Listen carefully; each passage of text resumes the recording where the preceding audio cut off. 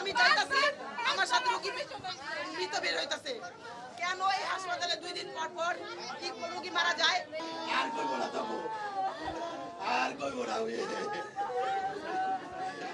আর কইবো না রে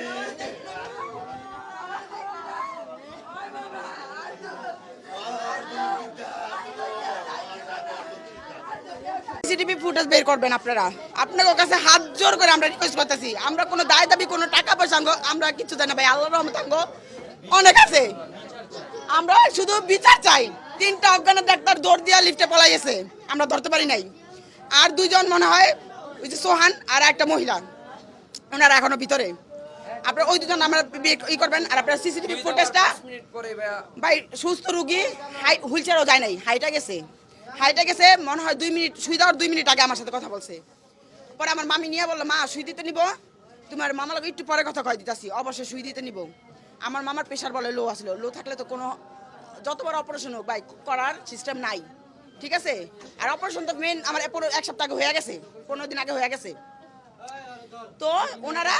উনি স্বীকৃতি দিছে যা সুই দিয়ে ওনারা মেরে ফেলাইছে আপনারা সিসিটিভি ফুটেজ চেক করবেন আর ওনাদের আমাদের আয়ত্তে দিবেন এতটুকু আপনাদের কাছে আমি পাও ধরি ভাই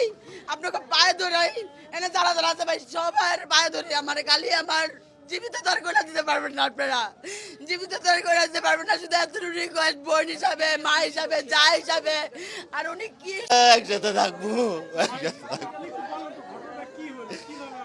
ঘটনা এটা হইছে এই পর্যন্ত ওরে এই হসপিটালেই ওরে এখানে দেয়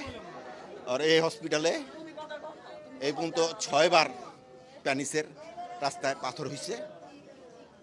এই 7 বার পাথর অপারেশন করাইছি আমার ভাই এবার 7 বার আইছে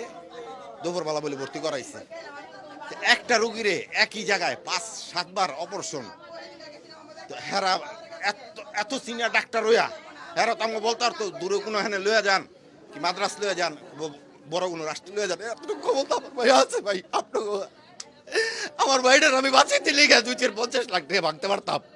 বাড়ি ওর চালাইতাম 2-3টা বাড়ি আছে ঠিকই আমার ভাইটারা তো বাঁচত তো এইটুকু তো ভরসা আমার দিতে পারতো আমার দুঃখ এই জায়গাটাই